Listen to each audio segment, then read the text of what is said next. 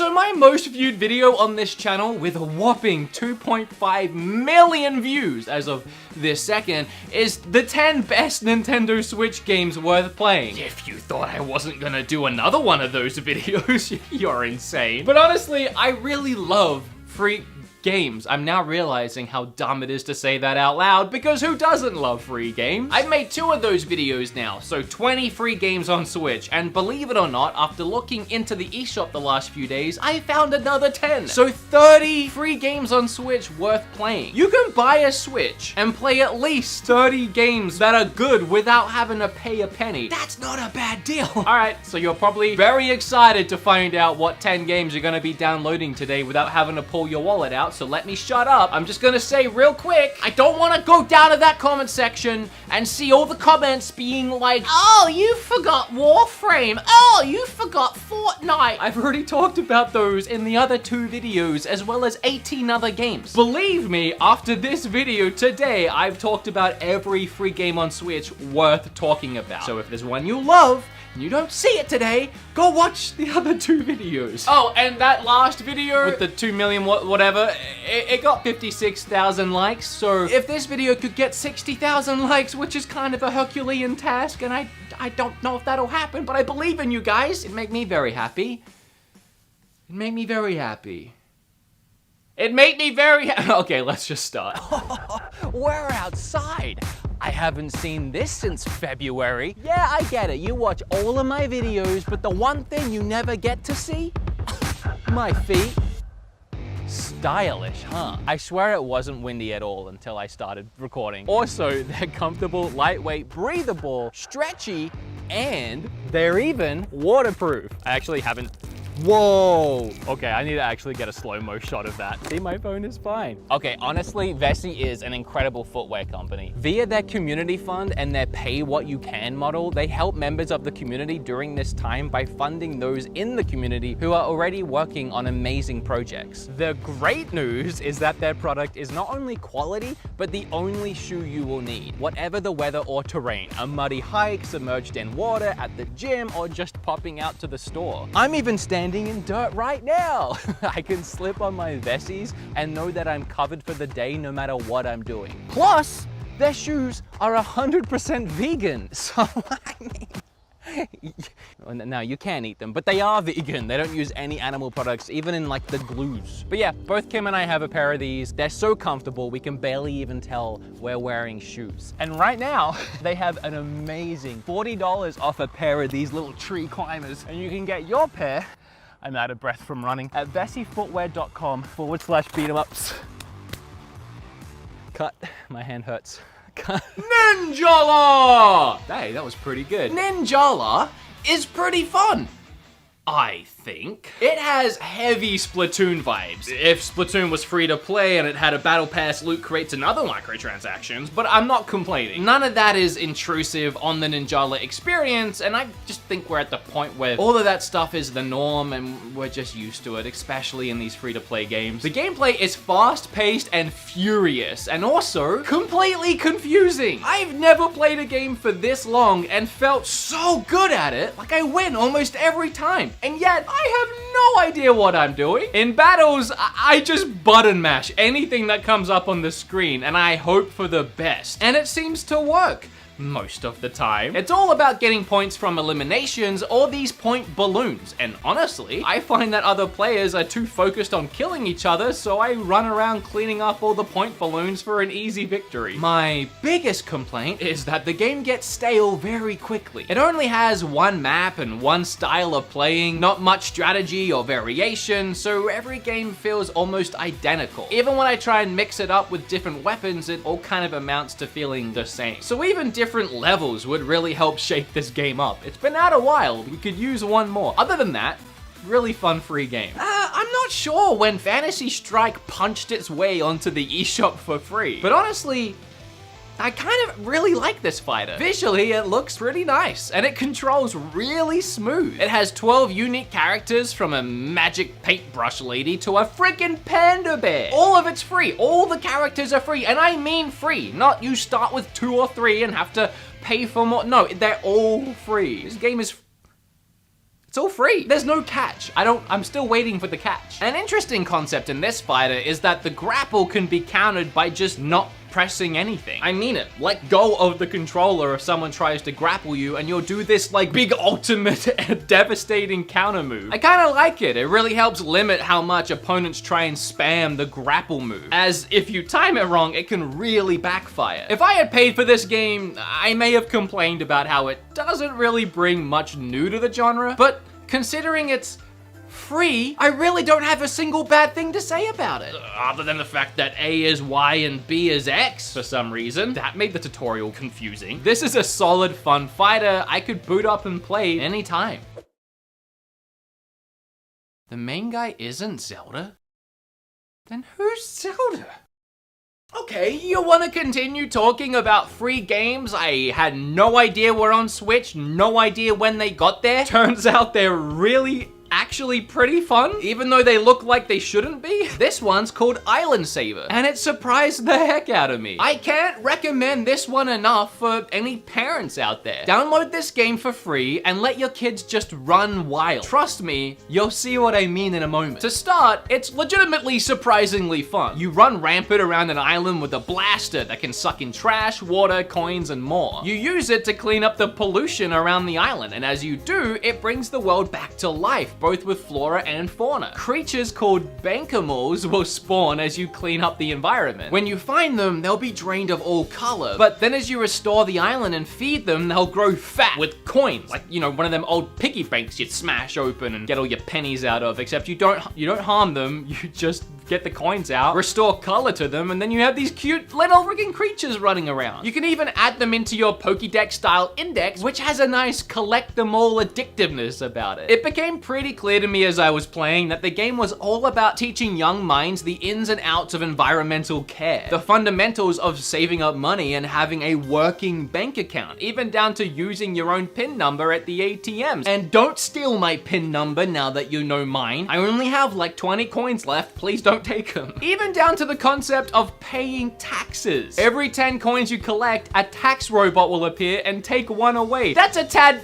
too realistic, if you ask me, but it's done in a very cute way. What I love is that the game does a fantastic job at being educational, but in a very fun way. It doesn't cram any of these concepts down your throat. Rather, those concepts actually add to the experience, and at the core of all of it, it's just a cute little game about saving animals. And look at these red pandas, they're so cute! Red panda is legitimately my favorite animal, I'm not kidding. Whenever I go to a zoo and I discover they have red pandas, spend like an hour trying to find them in the trees, they hide up there, you never see them. If you haven't seen a red panda, you think that's cute in the game, Google red panda right now, pause the video and come back. See? How cute! Filming at 2 a.m. doesn't matter if I film middle of the day, 2 a.m. Texas, it's but hot, like 100 degrees outside in the middle of the night. How does that make sense? How do you people live here? I don't get it, I don't get you people. And I'm from Australia. Rogue Company. Y'all may know I recently made a video playing Rogue Company with a bunch of my friends. And we had a really great time. And while that video was sponsored, I'm saying that right now, non-sponsored. I legitimately really love this game. So rather than just playing it in a video, I wanted to also do an actual solid review. Hey buddy, you wanna come here? Aw, but you miss me. Hi-Rez.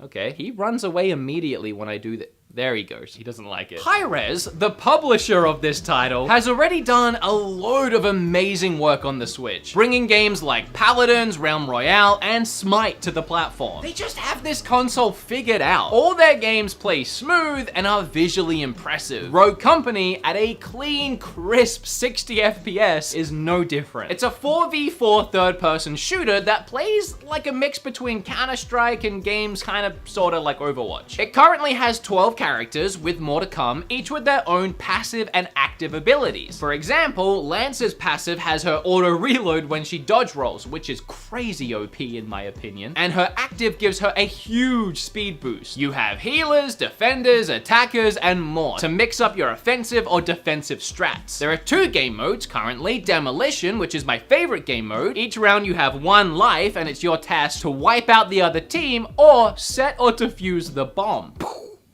I don't know why I did that. These matches get super intense and have a load of strategy behind them. Or you can just play Strikeout, which is a team lives mode, and wail away with guns and abilities. In between rounds, you use the cash you earn to level up your loadout, and it's just so smooth and fun to play. I sank a ton of hours into this one already, and knowing me and my addictive personality, I'm sure there'll be a lot more hours to come. Hello? Hey buddy, how you going? Good, how are you? I'm good. So I'm filming a video, and sometimes like in between the games I review, I like to have these little skits, but I can't think of anything funny to say or do, so can you please say something funny? Yeah, what's funny is you filming a video at 3:22 in the morning, you whack job. That'll do, thank you! Goodbye. Bye. Pokemon Cafe Mix, sorry, is an undeniably adorable game. It's cuteness overload, and while playing it, I can't help but smile as I think back to my time at the actual Pokemon Cafe this game is based on. Yes, if you didn't know, the actual Pokemon Cafe in Japan has Pokemon-themed food created by Chef Pikachu. And when I was there, I got to meet him, and I even shook his hand, so sucks to be you. But the Pokemon Cafe game is, it's okay. It's very Candy Crush inspired, but due to the fact that you can push, slide, and move all the Pokemon faces around the screen makes the early levels super easy. That said, as you progress past levels like 60, 70, yeah, it becomes stupidly hard. Added with the games like this free-to-play nature of only having so many lives before you either have to pay for more or wait real-life hours before you can play again, those later levels can become way more frustrating than any sense of fun. But overall, this one is pretty light on its paywall restrictions, with the casual player probably never really even running into any issues at all. I'd say the game is better suited to a younger crowd, as I didn't find it super engaging, but hey, certainly cute. And you can still collect Pokemon, and they wear little chef outfits, and they have like different abilities, and they're so cute. I'm losing so many macho points today. First red pandas, now the cute Pokemon. Let's move on to something less cute and more aggressive and hardcore. Elder Scrolls Blades. With a fantastic port like Skyrim on the Switch, why would anyone want to play a watered down mobile version of the game? Because it's free. In Elder Scrolls Blades, you have a home village, and it's your job to rebuild it back to its former medieval glory. This aspect of the game is honestly pretty fun. You can upgrade things like the stores with your gold to get access to more upgrades. And how do you get gold, you may be asking, if it wasn't apparent to anyone already? By going on missions and dungeon crawls. There's no world exploration in Blades like there would be in Skyrim. Just accepting missions and loading into dungeons, but that's fine, and it works within this concept. While you're out there and you hit a battle, you get locked into a 1v1 hack and slasher battle mode. You can attack by using ZL and ZR. You can also guard and use special attacks using other buttons. It's all about placing your hits from high to low and breaking defenses and that kind of thing. On mobile, you used your finger and you did the big swipes instead. It was kind of more accurate, but I also kind of prefer having actual controls, especially since we're on a console now. Weirdly, they removed motion controls, even though the Switch could do it. Okay. Interestingly, there's also an online 1v1 player versus player battle mode, so it's free. Visually, it's very similar to Skyrim on Switch, but like a bit worse. And many people have claimed there's a huge paywall that you hit at a certain point and you can't progress without dishing out the dosh. Bear that in mind as you play the game. You know how at the top of this video, I talked about how I made 2 of these videos already and those had 20 games? Well, as it happens, I'm running pretty low on like the good ones to talk about. So let me save you some time and put a bad one on the list. Let's have a look at Tennis 1920. It's bad. Yeah, so it's Tennis on the Switch, and I actually downloaded it a little excited because I thought maybe, you know, I assumed I would be using the Joy-Cons to hit the, no, there's none of that. It's just left stick to move and right stick to knock that bad boy back. There might be more to this game, but it's so ugly and bland and bad. With confusing menus and, disturbingly long necks. All their necks are really long. No, thank you. Moving on. Well, this one's pretty straightforward. Jump Rope Challenge, a strange Nintendo developed and published game. It features a crudely drawn rabbit and has you mimicking a jump rope with the Joy-Cons. That's it. That's the whole game. That's okay. I'm not judging. I'm really not judging. My voice just went really high. The game tracks your daily progress as you hit the daily goal of 100 jumps. Or you can increase the limit all the way up to 3,000 jumps. I was confused. I was baffled by this, so I looked it up on Wikipedia, the world's most reliable source of information. And the game was apparently developed by a small group to keep active at home during shelter-in-place orders of the COVID-19 pandemic. That's a little bit of history. Then also, I don't know if anyone else has thought of this, but this technically makes Mr. Bunny here a canon Nintendo character. Jump Rope Rabbit for Smash? This technically could happen.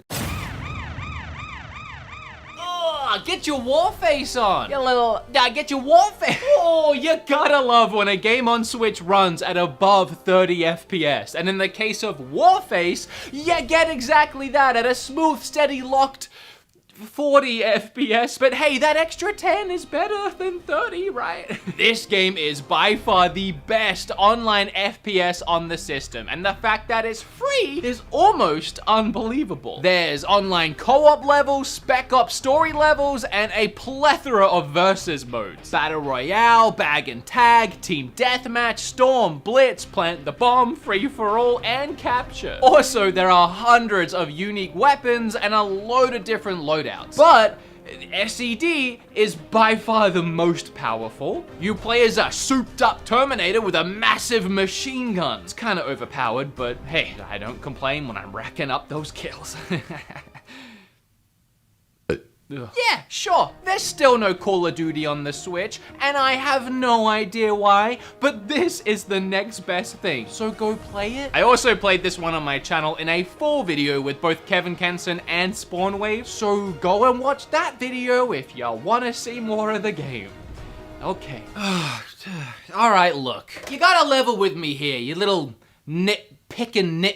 You gotta let me have this next one, okay? There is only 52 items listed under free games on the eShop. That leaves like 12 we haven't talked about, and that includes like the Nintendo Online service and some just games that they're bad. Even for free, they're bad. So I've talked about all of the games worth mentioning, believe me, which left me when I was writing this video at 9 games. And I couldn't have the title 9 free. No, that messed up my OC. I need 10. It's a nice round number. So, Wolfenstein Youngblood Trial Edition is technically completely free.